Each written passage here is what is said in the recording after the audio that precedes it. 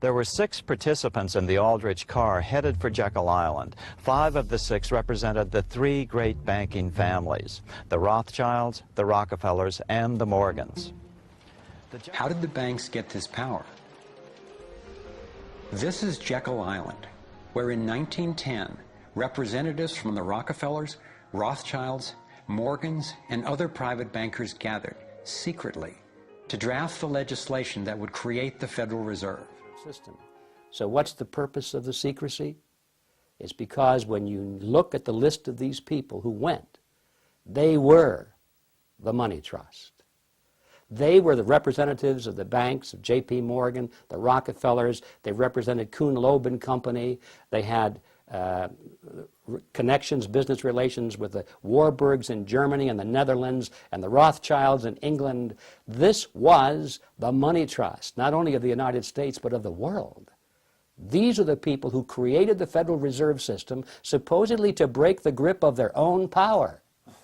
You see. So now, had that fact been known, who these people were that were drafting the Federal Reserve System, the trick would have been exposed, and the public never would have adopted the Federal Reserve Act as, in fact, they did. 13.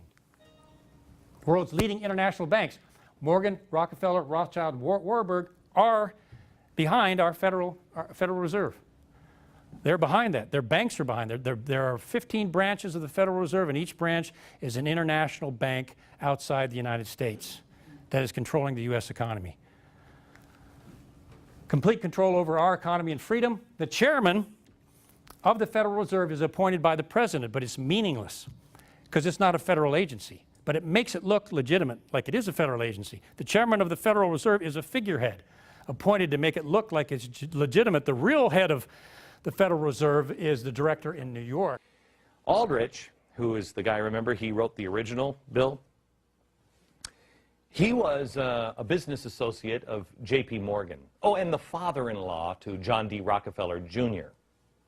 So there's no special interest happening there.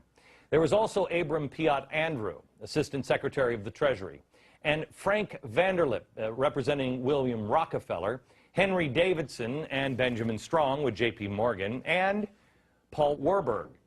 He was a partner at Kuhn, Loeb and Company.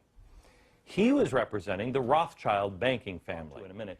They all had come together to form a banking cartel so they didn't have to compete against each other. So for more than a week, these men sat around there. And they sat around this big table and they hammered out all the details of what became the Federal Reserve System with 5 objectives.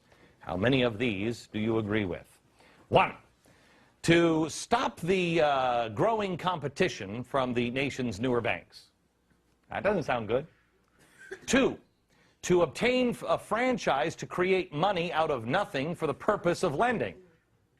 That one really doesn't sound good either. 3, to get control of the reserves of all of the banks so the reckless ones wouldn't be exposed to currency drains or bank runs.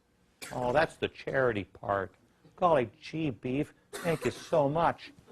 Then, to shift the losses from the bank owners to the taxpayers.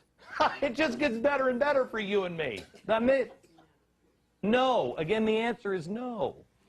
And then finally, to convince Congress that the purpose was to protect the public. Well, Federal Reserve became an act of law in 1913. And in the same year, 1913, IRS was established. FBI was established. And the Anti-Defamation League of B'nai B'rith was established. And it's not an accident that these 4 entities were set up in the same year, and I'll tell you why. And in 1917, the American soldiers went to war in Europe. And in order to fight the war, America had to borrow money. That's right. Yes, sir. Go ahead. Come on. So who do you borrow money from? Come on. Who do you borrow?